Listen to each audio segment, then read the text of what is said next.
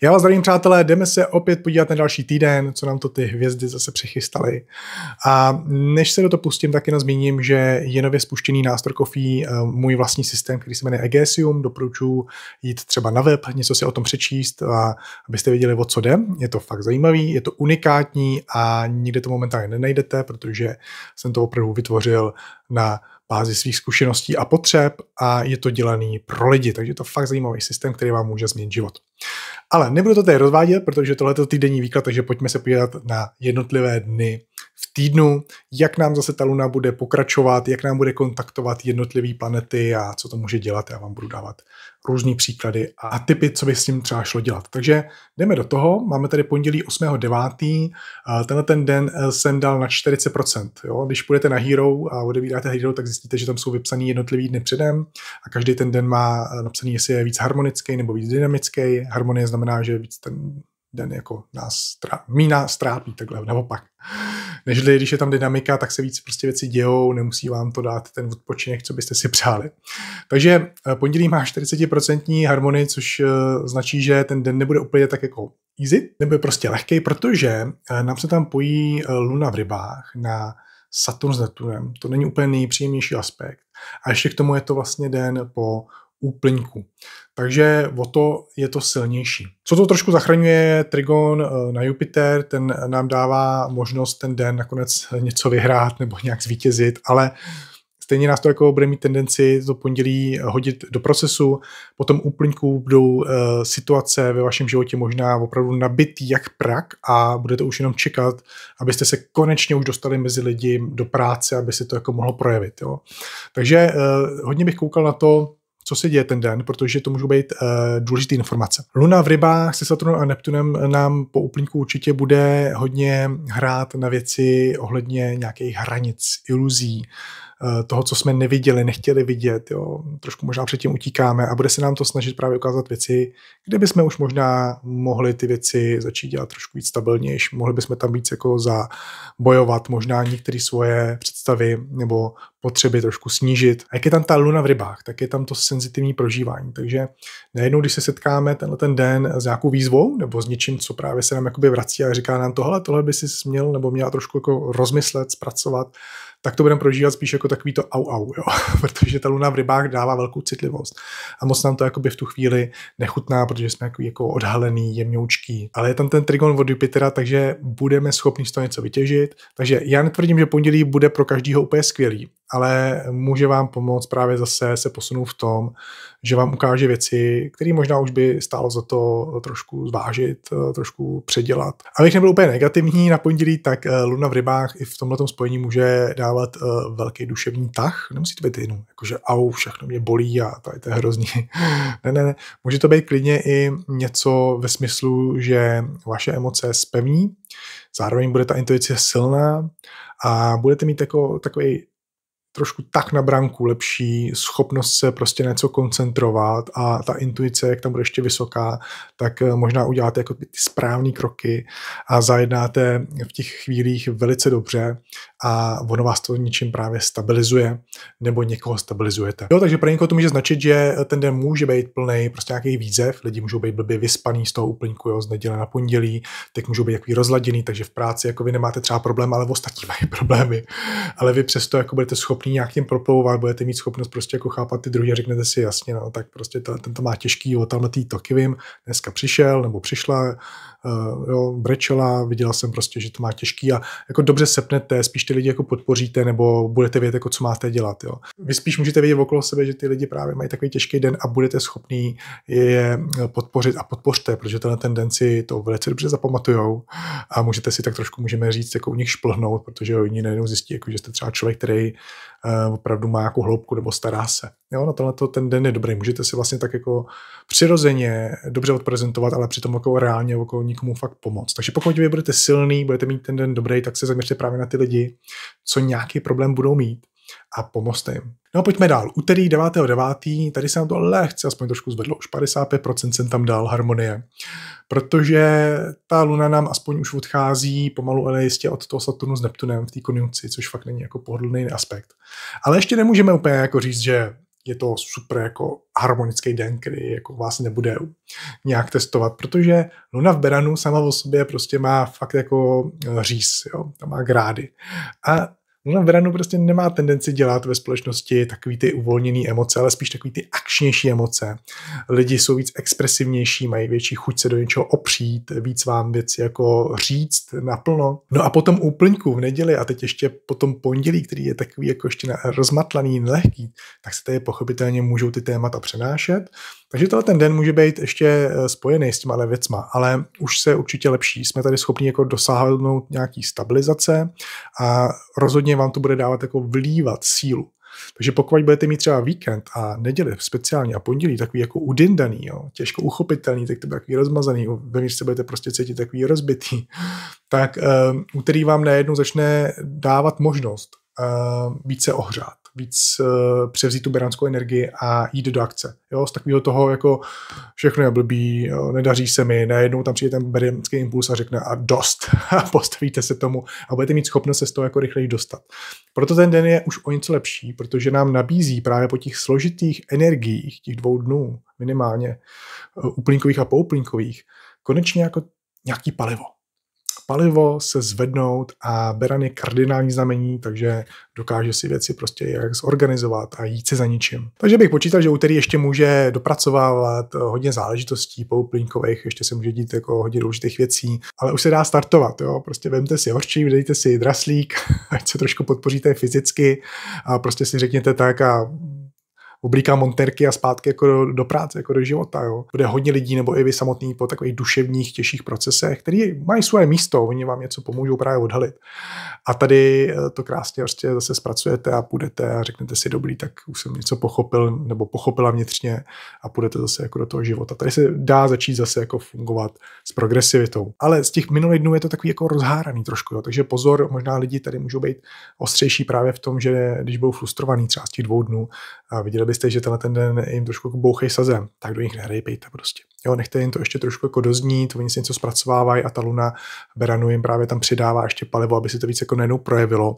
A někdy je prostě dobrý nechat toho člověka trošku jako někde vyřvat, vymlátit jinde a on se potom uklidní a potom se s ním úplně v pohodě promluvíte, protože on jako je už konečně jako vyřáděnej, vybitej, jo. Jo, to je jako dobrý určitě jako brát v potaz, protože ono ve středu bude opozice na Mars ve vahách, takže ono se to může trošku propisovat a Mars ve vahách tady právě přidává jako větší pravděpodobnost, že ty vztahové témata Mars váhy už se budou propisovat, takže ta diplomacie to úterý určitě je na místě a může vám v hodně věcech vlastně jako pomoct a ušetřit energii zbytečného nějakého handrkování s lidma, který prostě to tak nemyslí, zrovna jenom prostě nemají dobrou náladu. Jo. Pojďme teda na tu středu 10.9. Tady už dávám 60% harmonie, už to začíná být trošku lepší zase. Luna je stále v Beranu, takže ta akce jede, jo, lidi prostě bude se toho dít hodně, lidi zase budou takový vráži a tady je ta opozice na Mars ve vahách už naplno. S kvadraturou na Jupiter, jo, tady jako můžou ty vztahové témata hodně rychle expandovat. Můžeme si představit, že ten den prostě přinese jako důležitý meetingy, důležitý rozhovory, který prostě budou s těma lidma hodně progresivní, budete se dozvídat prostě zajímavé zprávy. Některý budou super, některý ne.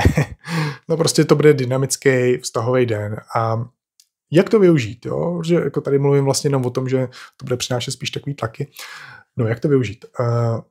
Vzhledem k tomu, že je tam ta Luna v Beranu v opozici na Mars, tak je to dobrý den opravdu na to jít se připomenout. Speciálně pokud jsou to věci, kdy třeba jste někomu poslali e-mail, já nevím, před 3 týdnama jste někoho oslovovali a žádná odpověď nepřišla. Jo? Tak tenhle ten den je dobrý právě jako by se zaměřit na ty věci, které potřebují už vaši akci, které potřebují trošku přeprat takovou tu, řekněme, takový to čekání, opravdu něco prorazit. A tenhle ten den je prostě dobrý se ozvat a říct, tak co, jak to bude, jo nebo ne. Připravte se, že tohleto se vám právě může i dít, jo? Že možná jako, jestli někoho držíte třeba tak jako na vahách někde, jo? Ještě nechcete, aby se prostě něco jako rozhodlo, vyřešilo, tak tenhle ten den na vás jako můžou ty lidi víc dorážet a chtít od vás jakoby ten posun, tu odpověď, jo, na to se připravte prostě. A vy samotný tady to můžete využít tu energii na to, abyste něco posouvali a tu sílu tam právě k tomu budete dostávat. Od té Luny v Beranu s tím Marsem ve vahách, takže v těch vztazích se dá jako hodně toho posunout. Ale určitě si vybírejte, jo, není to jako, že máte jako rejpnout do každého, jenom takový ty situace, které očividně stojí, nikam se to nehejbe, vlastně si řeknete, když tady jako do toho šťouchnu, tak víceméně se nic nestane, aspoň budu vědět, jo, tak na tohle bych se zaměřil, na to ten den je vlastně jako dělaný a bude to i takovýhle situace přitahovat, tak proč to jako nevyužít a nejít do té akce osobně, pokud je to něco, co dlouho čekalo. Ale je tam ta kvadratura na Jupiter, takže pokud byste třeba nedostali odpověď zpátky, nebo by vám odpověděli nějak, co jste nechtěli, tak můžete mít tendenci trošku jako vybuchávat, jako šířit se ta vaše jako akceschopnost emoční, tak tady prostě si řekněte dobrý, tak aspoň vím, že s tím nemám počítat. Jo, trošku to korigovat, aby to nepřerostlo potom, že tlačíte třeba zpátky zbytečně, že tomu člověku chcete vyčinit, že vás nechá dlouho čekat. Můžou k tomu být ty tendence. Já osobně si myslím, že se to nemusí úplně vyplatit v tuhletu dobu, protože nezapomínejme, že tyhle aspekty působí i na druhou stranu, takže oni můžou mít taky větší schopnost najednou vám jako říct něco zpátky a pak nikdy není daleko třeba si zbytečně vyměnit nějaký e-maily nebo věci, které nebyly potřeba a nikdy nevíme, kdy ty lidi nebo tím lidem zase budeme psát nebo je budeme potřebovat nebo oni vás. Jo? Takže bacha, ten den vás jako nepodnicuje v těch vztazích zbytečně překračovat hranice, který není potřeba překračovat. No pojďme dál. 11.9. čtvrtek, Luna je v Býku, tady se konečně už můžeme stabilizovat emočně. Jo? Býk nám přináší pevnou půdu pod nohama. Taky ten den už má 65% harmonie. Je to vlastně jeden z těch lepších dnů energeticky, a to je právě čtvrtek a pátek, ty jsou docela jako takový nadějnější. Celkově ten týden nemá zase takovou velkou harmonii, to už jste asi poznali. Ale ten Luna Býk je jako to je v pohodě, to nám dá jako fakt nějakou stabilizaci vnitřní a je tam teda náběh na opozici s černou lunou a na pátek se chystá pomalu ale jistě dotahující konjunkce na Uran, což jsou takový nečekaný změny. Ta černá luna tam může působit jako takový čertovský prvek, který nám dělá nějaký větší chutě nebo přináší nějaké věci z minulosti, který si moc nežádáme. Jak je to v té opozici, tak to zrovna chodí ve chvíli, kdy máme hodně práce, nebo se nám to nehodí. Jo, je to takový, jako že opravdu ta opozice se vás neptá, spíš to jako do vás tlačí. Takže čtvrtek vás bude stabilizovat, budete schopní podávat mnohem stabilnější výkon i lidi okolo vás, ale počítal bych s tím, že přesto se ten den budete potýkat s nějakýma věcma, který přichází jako z minulosti, nebo se vám budou dostávat do hlavy nějaký chutě překročit nějaký hranice, abyste si právě ulevili. Jo? Že jak je ta luna v Býku, tak nás bude vést k tomu, aby jsme měli jako větší pohodu. A teď vy jako nemusíte mít z těch dnů předešlých jako moc skvělou a už budete takový za ty 3 dny té práce všelijaký už udindaný, řeknete si, už bych si fakt jako chtěl nebo chtěla odpočinout. A může ta černá luna v opozici jakoby svádět k tomu, že a co, tak tedy prostě jako to nechám bejt a pak to udělám. Černá luna je takový rebel trošku, který nás podněcuje k tomu, aby jsme dělali věci, co jako by se neměli dělat, nebo takový to nemám starosti, nějak to bude. Jo, tam to riziko trošku vidím, protože jak se blíží ještě ten kontakt s tím Uranem, který dělá nečekaný změny, jo, tak je takhle blízko Býka, tak právě by ty nečekané změny mohly být, že člověk jako cvakne, řekne si, jo, máte třeba plány a fakt, když budete dodržovat, tak to všechno bude OK, ale už jste jako takový unavený, si řeknete, já tak vypnu. Jo, úplně takový to totální zkrát a člověk jako by se úplně odpojí, řekne, já teď potřebuji dovolenou. Není to špatný někdy udělat, ale v tuto dobu, když to uděláte, tak trošku to jako značí, že asi za to nikdy potom zaplatíte trošku víc. Jo. No a teď tady dáme trošku nějakou pozitivní věc, ať to taky vyrovnám, jo, protože ono, ten týden je takový trošku složitější a můžete mít pocit, že to je spíš taková černá kronika. Takže pojďme se taky zaměřit, co s tím třeba jako dělat, aby jsme z toho něco vytěžili, ať je to taky pozitivní. Luna v Býku v opozici na černou lunu a poblíž je konjunkce Urana na další dny. Tohle to může být skvělý den. Na někoho prostě i zapůsobit. Že ta luna v Býku dodává takový klid, takovou krásu, harmonii, výživu. A ta černá luna v opozici může taky fungovat tak, že líp vám budou dělat věci, které jsou takový účelový. Jo? Že víte, že teď někoho trošku jako zapůsobím, uděláte prostě nějaký kouzlo, řekněme, že se člověk nějak pěkně oblíkne, začne trošku mít tón hlasu a trošku jiný přístup. A když tenhle ten den za někým přijdete a začnete na něj dělat trošku jako řekněme, ne divadlo, ale účelově víte, že když na něj pěkně promluvíte a uděláte to dobře, tak on třeba povolí, jo, v něčem. Takže tenhle ten den může fungovat i na to, že můžete zkusit na někoho zapůsobit, aby vám třeba šel víc na ruku v nějakých situacích, nebo potřebujete, aby vám něco třeba povolil, ať pracovně, nebo něco doma, jo. Tak ten den to může dobře podporovat a ta smyslnost a taková ta energie černé luny v opozici tam krásně může zapracovat, aby vlastně jako se staly ty věci líp pro vás. Mimochodem to se dá určitě využít jako v partnerském soužití, jo. Pokud chcete si třeba udělat hezký večer, něco takového jako zajímavého, luna v Býku velká smyslnost. Ta uránská energie, co se tam trošku propisuje, už může dávat takovou tu nečekanost, jo, překvapení. Mohlo by to tenhle ten den mít docela třeba zajímavý efekt. No a pak tady máme pátek 12.9. Luna je stále v Býku a plně v té opozici na černou lunu, tady už je to plně, a plně v konjunkci na ten Uran, takže to, co jsem říkal ve čtvrtek, tak tady jako maximálně sílí, je to maximálně spojení. Přidává se tam ještě trigon od Slunce, který je momentálně s Merkurem, a sextil od Jupitera. To je docela jako zajímavý den. Jsem mu dal 66%, protože tady to, co jsem říkal na čtvrtek, může pracovat ještě mnohem líp. Jo. Takže vysloveně možná i uvidíte, že ten den na vás někdo jako zajímavě působí. Jo. Můžete potkat lidi, kteří vám jako budou víc chutnat, kteří prostě vám budou něčím příjemný. Může to být dobrý signál, jo, že si to třeba můžete jako vychutnávat, že konečně se setkáte s někým, kdo je třeba na stejný, já nevím, vlně jako vy a je hezky oblíkaný, zrovna ve stylu, co máte vy, a prostě jo, bude to skvělý rozhovor, bude se vám to líbit třeba, a zároveň si to trošku dávajte pozor, jo, protože ten den fakt na vás něco může působit velice jako silně. A třeba tomu můžete trošku víc podléhat a jo, trošku jako toho selského rozumu, jestli je to jako OK, jestli to není jenom právě nějaká zástěrka. Ale ve většině případech by to mohlo být dobrý, protože ten trigon od Slunce je tam docela zajímavý. Takže já si myslím, že pátek pro vás může pracovat dobře, i když pochopitelně opozice černá luna tam to vždycky jako zavání tím, že se nám vrátí nějaký právě věci jako z minulosti. Hodně to může pracovat jako s bývalýma ex a tak dále. Jo. Bývalý vztahy, ty se tady jako můžou hodně ozývat. Pokud máte vztah, který je právě v nějakém takovémhle rozpoložení, že třeba padá už nebo jste v nějakým rozvodovém řízení, ale ten den může být pro vás takový silnější v tom jednání s tím člověkem, nebo se vám najednou zase ozve, nebo může víc tlačit, nebo vy v té situaci prostě ten den budete jako silně gradovat a budete to chtít řešit. S váma to může víc hejbat, vzhledem k tomu, že ty energie jsou silné, tak pravděpodobně to budou zajímavé rozhovory, které nikam opravdu se pohnou nebo způsobí, že dojde zase k nějakému posunu v tom tématu, co řešíte. Asi ne úplnému řešení, ale bude to jako výrazný posun, protože Uran tady ukazuje, že přijde nějaký obrat. Jo. Takže ten den třeba můžete jednat s lidma, s kterými máte složitý vztahy, rozjednaný, který jsou právě něčím jako takový pošpíněný. Ten den to bude až trošku přitahovat. A pokud se tak stane, no tak prostě šup do procesu a pořádně se do toho opřete, když už, ať teda se toho projedná co nejvíc. Nemusí to být vždycky skvělý, ale zase se aspoň to hodně odpracuje. Bohužel jsou chvíle ve vztazích, kdy to už jako jinak nejde, než jako si tím vším projít prostě. Ale pojďme si ještě říct pozitivní stránku tohoto aspektu. Tenhle ten den je rozhodně super a dobrý na to, abyste šli třeba randit, abyste šli na rande, nebo abyste v podstatě jakoby se snažili někoho nového poznat. A třeba i přes sociální sítě je tam Uran, jo, nový technologie. Ani bych se nedivil, že vám najednou někdo napíše. Tenhle ten den se možná rozhodnete si založit Tinder po první životě, jo, nebo prostě vás to tam podnítí, že vás někdo jako řekne, běž do toho, já jsem tam sehnal vztah, nebo uslyšíte nějaký příběh, kde lidi vám řeknou, tamhle jsem se přihlásila a ono to fungovalo. Může to být takovýhle, takže klidně bych jako šel tímhle směrem. Může vám to přinést i zajímavé komunikace, možná se zase posunete v tomhletom na nějaký novej, na nějakou novou úroveň. I když je mi jasný, že prostě na tom internetu je to složitý, protože tam je to o kvantitě. Já vždycky říkám, tam je to jak bazar. Jo, tam musíte přebrat hodně jako lidí, abyste konečně jako narazili na ten pěkný poklad.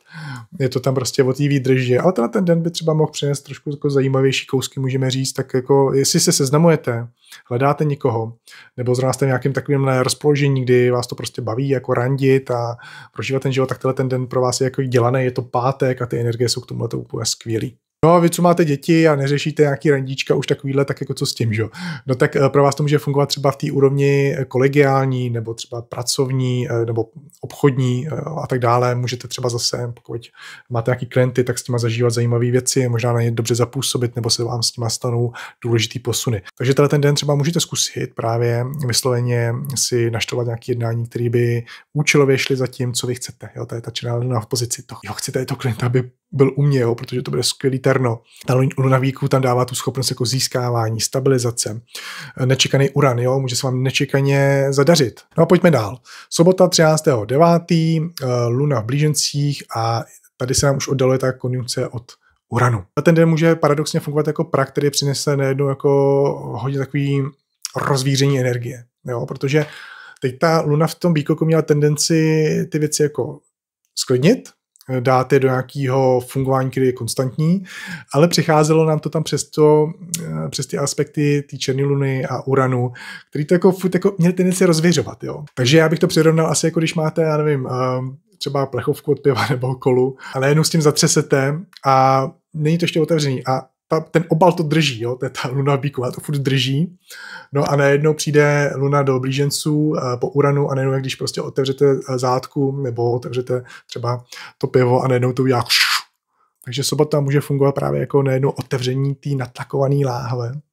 A můžou se dít zajímavé věci, ale vzhledem k tomu, že to sobota, tak ona to může mírnit. Jo, sobota prostě většina lidí je doma, nebo společnost se uklidní, hodně lidí prostě má volno, takže nemusí se dít nějaké velké věci, ale možná vám něco jako dojede. Nebo najednou zjistíte, že něco během posledních 2 dnů se stalo a tady vám přijde nějaká zpráva nebo nějaký do uvědomění od někoho, protože luna v blížencích dobře pracuje právě s komunikací a může najednou přijít nějaký jako rychlý obrat ve vás a řeknete si, aha, to se nevěděla, jakože tamhle něco včera v pátek, jo. Jinak to bude den komunikativní, luna v blížencích, to podporuje, takže pohyb, abyste někam jeli a nějaký výlety. Po konjunkci s Uranem to právě může dělat nečekaný změny plánů, jo, najednou vám někdo zavolá a řekne, hele, pojď s náma tamhle, jo, tak to vemte, může to být zajímavý. Takže trošku i ty plány se ještě můžou během soboty měnit a právě vás to možná bude i iritovat, ale jde z toho těžit, jo, ten den vlastně není zase tak jako úplně extrémně šílený, on spíš jenom jako odšpuntovává všechnu tu energii z těch posledních 2 dnů, který byly držený tou lunou bíku a najednou tedy prostě se může stát nečekaně ten obrat, jo, nebo nějaký prostě douvědomění, takže na chvilku jako vypěníte něčem, ale budete schopni jako normálně fungovat ten den a bude to v pohodě. No a další den, 14.9. v neděli, tady se nám to zase trošku vylepšuje. Luna v blížencích má trigon od Marse a kvadraturu od Slunce. Tady ten den bude vysloveně o akci. Ten den snadno jako naváže na situaci, které vás jako vytáhnou, nějaký rutiny nebo nudy. Je dobrý to tak i vzít. Buďte na ten den aktivní, naplánujte si výlety, běžte s lidma komunikovat. Většinou v tuhletu dobu vám přijde hodně zajímavých věcí od lidí, protože Mars, který tady na to svítí, tak je ve vahách a právě vztahový akce nebo vztahový témata se teď velice dobře propisují. Takže vysloveně s někým budete třeba cvičit nebo mu s něčím pomáhat, jako bude tam vysloveně taková akce nebo nějakou party. To jsou přesně ty principy, které dobře tohleto nesou a líp něco vykomunikujete. Možná tenhle ten den i budete schopný někomu víc promluvit třeba do dušičky, jo, pokud potřebujete trošku někomu něco sdělit, ale znáte to, jo, ono se to dneska blbě lidem říká, protože nikdo nechce nic moc slyšet. Už nikoho jako naše názory nezajímají, protože názorů je strašně moc a všude jsme z toho jako přeteklí, takže dneska je těžké jako někomu něco vysvětlovat, ale právě ta luna v blížencích pomáhá té komunikaci, té otevřenosti, té sdílenosti. A ten Mars v těch vahách tam podporuje tu akci do těch vztahů, takže ten den bych možná zkusil někomu, já nevím, něco říct, pokud víte, že mu chcete to sdělit, že mu to pomůže, že je to důležitý. No, takže zkuste se třeba zaměřit na komunikace, které mají vztahově něco předat. Jo? Možná vy jste plný prostě informací, které chcete už někomu poradit, k bráchovi, co já vím. Jo? Tak ten den by na to mohl být dobrý. A připravte se, že k vám taky ty toky informací od lidí budou dobře téct kort, když vysloveně jako vyrazíte někam za těma lidma a budete s nimi něco dělat, tak to k vám krásně poteče. Nezapomínejme, že jsme stále v období Pany, hodně věcí se teď právě srovnává, řadí a to je v pořádku. Musíme si sem tam prostě zase ten šuplíček životní lehce uklidit. Tak jo, mějte se hezky a zase se uvidíme, uslyšíme. Ahoj.